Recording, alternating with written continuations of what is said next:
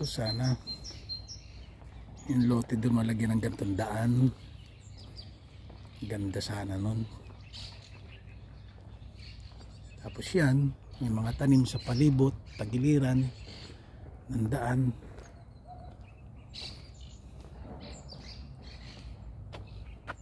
Makikita kang ganito, yan, naglalakad na yan ng muning. Oh, bakante pa to sa kabila dyan, oh.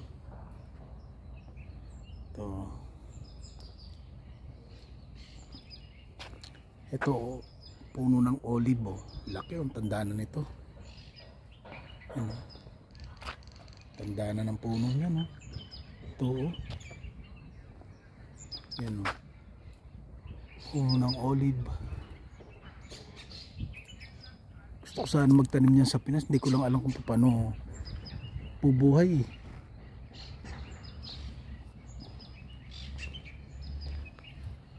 Hindi ko lang kung yung mga buto ang itinatanim niya. Kung buto naman, di, ang dami na sanang sumibol nito. Ang dami mga nagpapatakan, eh.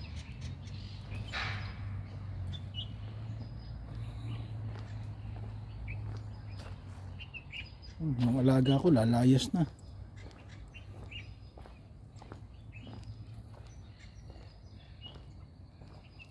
Ganda ng ko, no?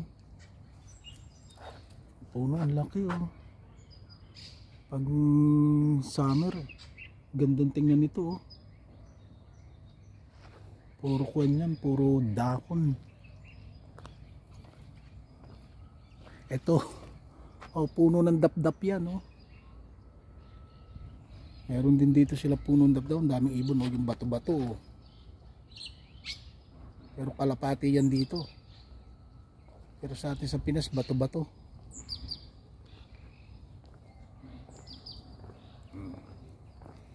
Ganda, oh.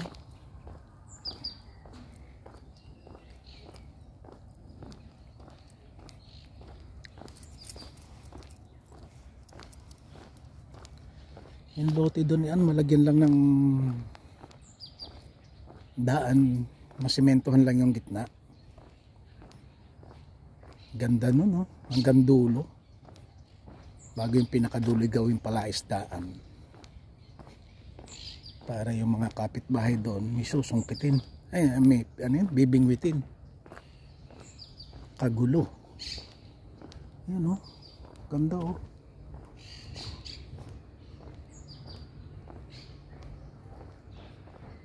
Yung pati yung puno ng kuno. Ito, puno to ng kuno, ng balete. Laki, oh. Oh. Puro ugat to. Balik na tayo dun. Yung aking alagay lumayas na. Saan kaya nagpunta yun?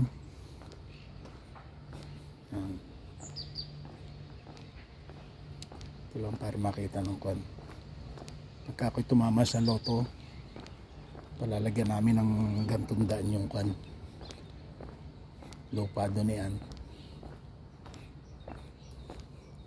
Ni Miss Ann, late tuber. Palagyan namin mga gatong kalaking lote niya doon, eh.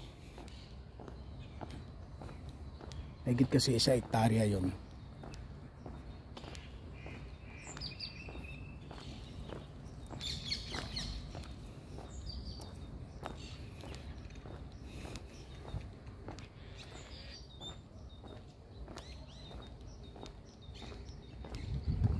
Malayo na narating ng akin ko, no? Yung mga Martinez, oh.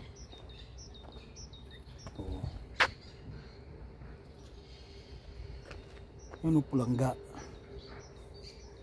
Pati pulangga yan, eh. Sa amin sa Chaong, pulangga.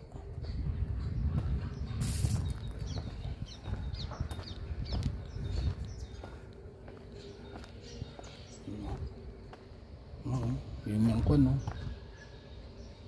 Guwang na yung puno niya.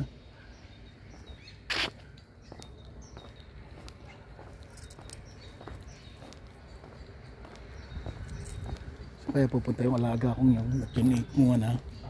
Muna na sa akin, nag-utay-utay ng itulak yung kanyang kwan, eh. Digulong.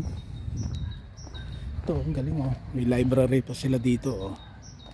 Ito, painuman lang po sa aso, oh. Pipindutin nyo dyan.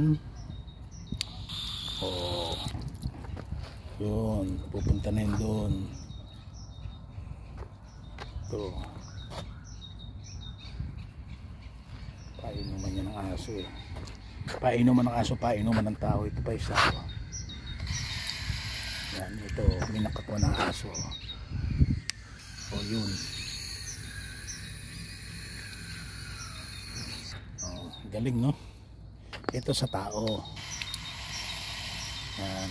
Pag pinindot mo dyan sa tao yan. Pag pinindot mo to dito, hindi naman yung sa aso.